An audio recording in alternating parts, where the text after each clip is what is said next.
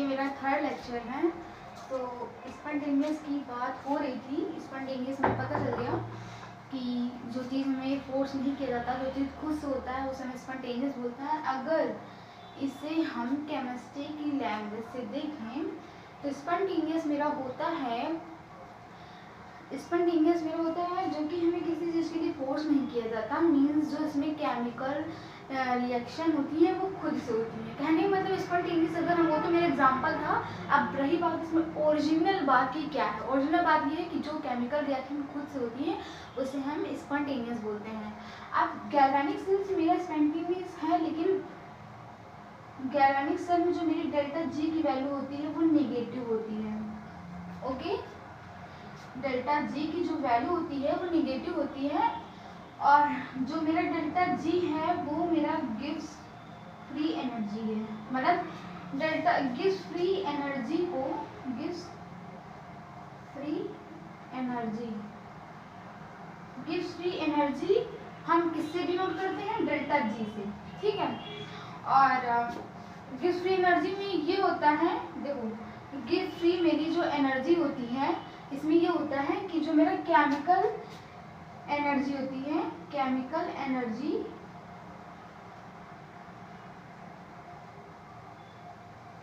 Change होता है electrical energy में।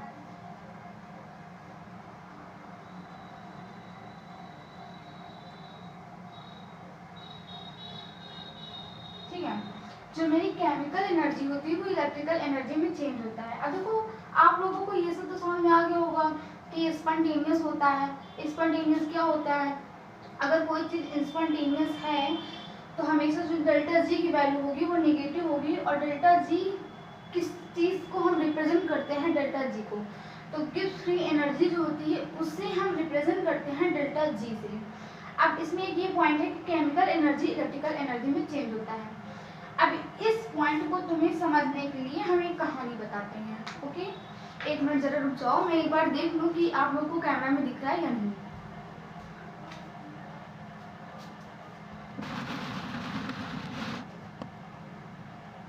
जी दिख रहा है बिल्कुल भी कैमरा में। तो हम बता रहे हैं आप लोगों को कि जो केमिकल एनर्जी होती है वो इलेक्ट्रिकल एनर्जी में चेंज होता है। अब हम ये बता रहे हैं एक कहानी की, मतलब एक एग्जांपल कहानी से हम आपको ये चीज़ें समझाते हैं।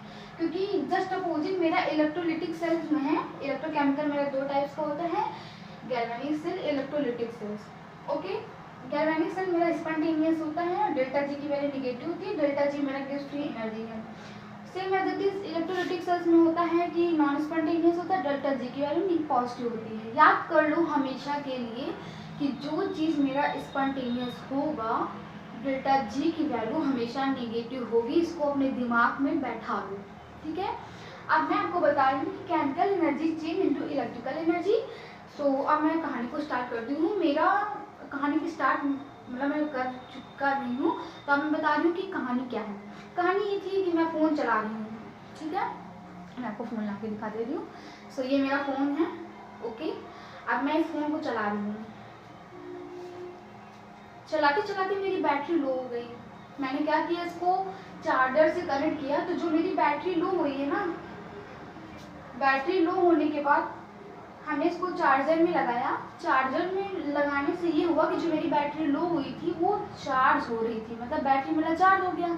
अब जब चार्ज हो गई तो उसको मैंने फिर से लिया, फिर से मैं चलाने लगी, फिर से लो हो गया, फिर से मैंने लगाया। तो यही प्रोसेस चलता रहता है। ठीक है, तो इसमें कहने का मतलब ये है कि जो हमने बैटरी से चार्ज किया, ठीक है, बैटरी की जो इलेक्ट्रिकल एनर्जी थी वो मेरी केमिकल एनर्जी चेंज हो गई।